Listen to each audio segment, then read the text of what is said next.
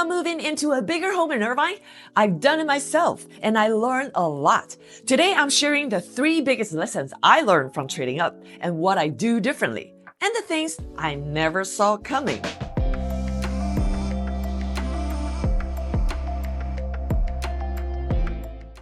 Hi, I'm Regina Chen, a real estate agent here in Irvine and Tustin Legacy. In 2023, my family and I moved from a 3-bedroom townhome in the Irvine School District to a 4-bedroom plus the loft detached home in Tustin Legacy, part of the Tustin Unified School District. We made this move for several reasons. Well, our kids were growing into their preteen and teen years, and I needed a private office space that could handle my day-to-day work needs. And we were looking for more long-term flexibility when it came to school. Our new home is zoned for Legacy Magnet Academy, which focus on TIDE, T-I-D-E, stands for Technology, Innovation, Design, and Entrepreneurship. That was a big factor for us because it allowed our kids to explore different academic paths based on their interests. We bought a new construction home, and the build-out took 6 months. We decided to buy first because we wanted the certainty of a known move-in date, and we knew that moving twice would be too disruptive with 2 kids and a dog.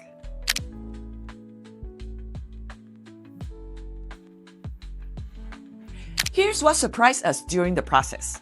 While the move ultimately worked out, we did hit a few unexpected challenges along the way. First, our new construction upgrades went well over our original budget. Once we saw the showroom sample, it was easy to get excited and start adding more and more premium flooring, motorized blackout shades, lighting packages. And then the hardscaping in the yard. Looking back, we should have built in a cushion for upgrades from the beginning. Second, we planned to rent out our old home after moving, but we listed in January, which turned out to be a slow season for lease and rental. We didn't get meaningful interest until mid-February and didn't secure a tenant until March. So that meant more than 2 months of vacancy, 2 months rent loss, plus extra expenses for cleaning, painting, and minor repairs.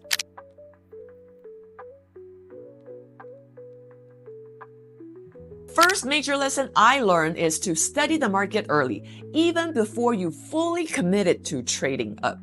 I wish I had been more proactive in tracking the home values, rental activities, and mortgage options way before we started. I was wearing my agent hat and my homeowner hat at the same time, and that kind of blurred the lines. If I had started 6 months earlier, I would have been more confident in my pricing expectation, more prepared for seasonal slowdown in the rental market, and more aware of upcoming communities and builder promotions. Here's my advice. Even if you are just thinking about a move, start visiting open houses. And also review school boundary and new community plans. You should also talk to the lender to see a different financing scenario based on selling or keeping your current home. So you have that exact number to know if you have to sell or you have the option to keep it rented.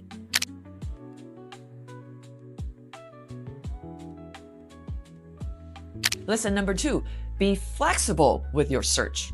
Well, the second lesson was about staying open to different options. We originally limit our search to resale homes in Irvine, but quickly realized that there are new construction homes in Irvine and Tustin Legacy. And some offer more space, some offer better layout, and some will probably, end up having stronger value, plus incentive from the builders. Being open-minded led us to the home we really needed, not just the one we thought we wanted.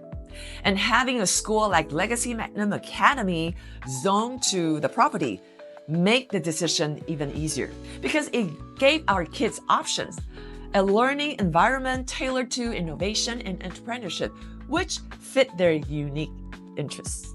Here's the advice: to expand your search across school boundary or even district boundary. even if one has always been your number one choice. Number 2, don't overlook builder incentives, especially if you're willing to wait a few months for a home to finish. Number 3, look slightly above your budget range because you might catch a price drop, a home or a listing falling out of escrow, or find standing inventory.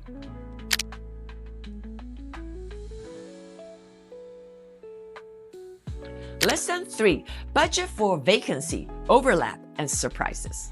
Well, the third lesson was all about budgeting realistically. We thought our departure home would rent quickly, but we listed right after the holidays and didn't secure a tenant until March. Those over more than 2 months of vacancy cost more than expected. Plus, you need to factor in prepping the home for lease. It took time and money. We're talking about like cleaning, paint touch-up, and small fixes we hadn't planned for realistically. We also underestimate how fast upgrade costs add up in new construction. When you are customizing your new home, it's easy to go overboard. Every feature upgrade feels small individually until you see the final number. They really stack up. Here's the advice. Always pad your budget by 10 to 15% for home upgrades.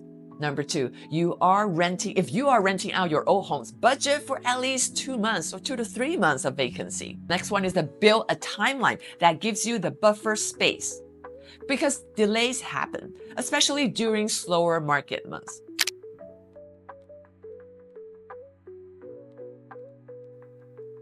Looking back, I see both high-level and detail-level lessons. On the higher level, macro advice, well, do not try to time the market. Time your move based on your family's needs. And make sure your financing is locked in before making offers. You also want to have a backup plan if you can't sell or rent your home as quickly as you expected. And for micro advice, you want to tour homes early and often, even if you are not ready to buy. You also want to drive your potential commute and visit schools in person. Talk to neighbors or people already living in the community you are considering. Here are the final thoughts. Trading up to a new home isn't just about more spaces. It's about making sure your next move fits your lifestyle, your goals, and your family's future.